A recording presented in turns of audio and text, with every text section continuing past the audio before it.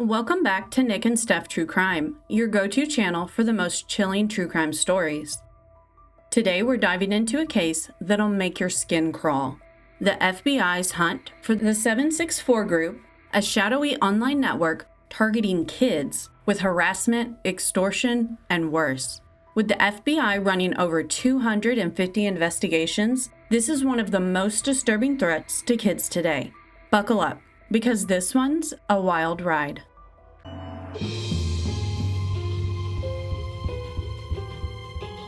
The 764 group, named after a Texas zip code, isn't your typical cyber gang. It started around 2021, superheaded by a teenager named Bradley Cadenhead from Stephansville, Texas. Operating on platforms like Discord, Telegram, and even Roblox, 764 targets vulnerable kids, often ages 8 to 17, especially those struggling with mental health. Here's how they operate. Predators pose as a friend or romantic partner on gaming platforms or social media. They shower kids with affection to gain trust, a tactic called love bombing. Then, the manipulation begins. Victims are coerced into producing explicit content, self-harming, or even hurting pets, all recorded for the group's twisted amusement. If kids push back, 764 retaliates, doxing their personal info, swatting their homes, or threatening to leak compromising material. Let's talk about swatting. It's when someone makes a false emergency call to send armed police to a victim's house. It's dangerous, and 764 weaponizes it. In Vernon, Connecticut, a teen girl, an honor roll student, was targeted through Roblox. A 764 member posing as her boyfriend tricked her into sending explicit photos. When she resisted further demands, her family's home was swatted, with SWAT teams surrounding their house. She was later arrested for bomb threat conspiracies manipulated by her abuser. Hello?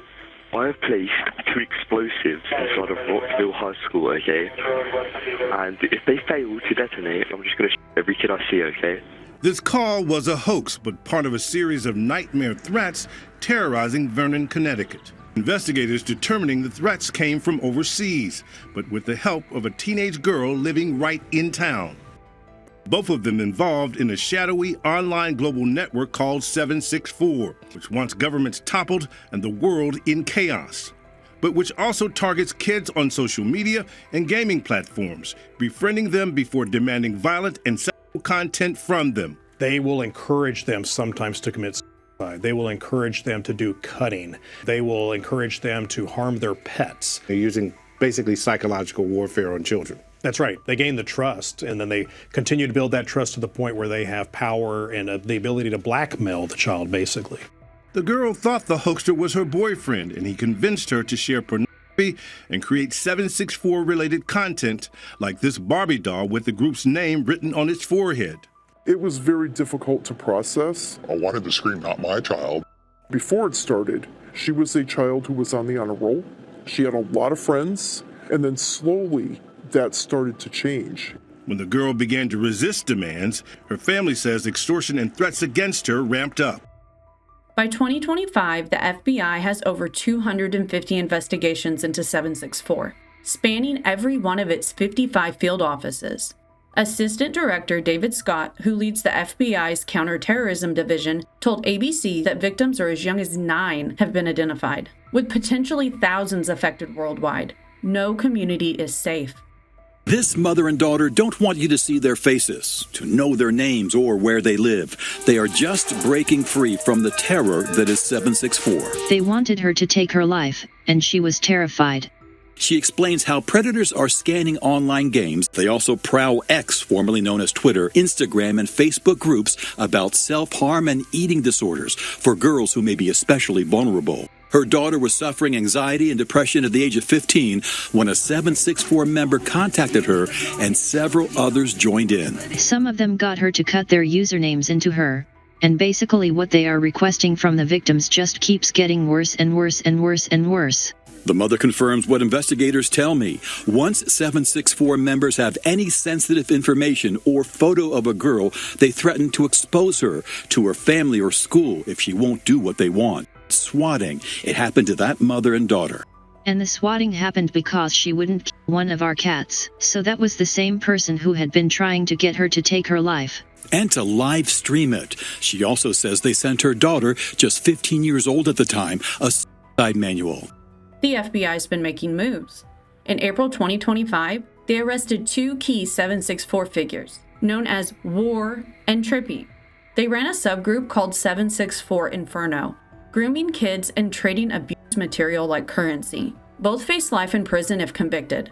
Since 2021, over a dozen arrests have been made globally, including Cadenhead, who got 80 years for CSAM. Federal complaint filed last month against alleged 764 leaders. Prasanth Nepal, 20-year-old resident of North Carolina who went by the username Trippy, and Leonidas Varagianis, a U.S. citizen arrested in Greece. He went by War and is now fighting extradition. Federal law enforcement says Prasanth Nepal from High Point led 764, a violent online extremist group so disturbing it shocked a former FBI agent.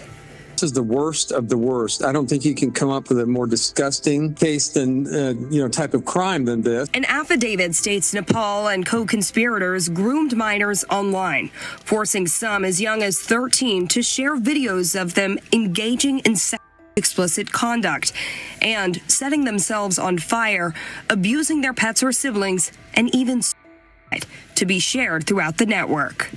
And so they target these young children, and they know how to get through to them. They know the apps that they can meet them on. The FBI has arrested several prominent members of 764 over the past few years, including 28-year-old Henry Ayala of the San Fernando Valley, charged with child pornography just last month, and 47-year-old Richard Densmore of Michigan, sentenced to 30 years in prison for exploiting a child. I have little children themselves for me and do weird. That's Densmore speaking on Discord before his arrest. And then I record it. I have other people record it. And then, I'm part of a cult, like a really bad people cult. Nearly a dozen others have already been charged, including a young Arkansas man seen here being arrested on unrelated charges. Man, this guy's got some weird stuff in his car, bro. But now pleading guilty to plotting to murder a 14-year-old girl in a separate case when she stopped complying with his demands. What makes 764 so dangerous? Their ideology, rooted in the Order of Nine Angels, a neo-Nazi satanic cult that celebrates chaos and violence. They share gore, CSAM material, and host live stream watch parties to torment victims. The FBI labels them nihilistic violent extremists, a new kind of domestic terror threat. They're tech-savvy, using VPNs, encrypted apps, and SIM swapping to stay hidden. They even set up a fake suicide prevention chat to lure victims. How sick is that? The affidavit outlines the group's meticulous approach, their guidebook for grooming.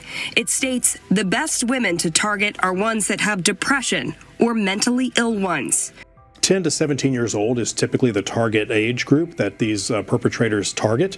However, we've seen victims as young as 9. These cases are horrible to even talk about. When you get into the graphic details of some of the things that occur in these cases, it's too much to even comprehend at times. The more gore, the more violence, the more that they've victimized these kids, that raises their stature within the groups and their prominence within the groups. So it's sort of a badge of honor within some of these groups to actually do the most harm to victims. Those 250 investigations, they're not just about catching individuals. 764 keeps splintering. When leaders are arrested, new factions pop up under different names. The FBI's Counterterrorism and National Security Division are using cyber forensics and global partnerships to track them. But it's a game of whack-a-mole. They're chasing crypto wallets, unmasking IPs, and working with platforms like Roblox and Discord to shut down 764's hunting grounds. And whether you're a parent, an aunt, an uncle, a friend, a teacher, here's some things to watch out for your children and children you may know. Sudden mood swings, self-harm signs like wearing long sleeves in hot weather, or unexplained pet injuries. Talk to your kids about online strangers. If you spot 764 activity, graffiti, suspicious chat, or threats, report it to the FBI's Internet Crime Complaint Center or local police. We're going to put links in the description.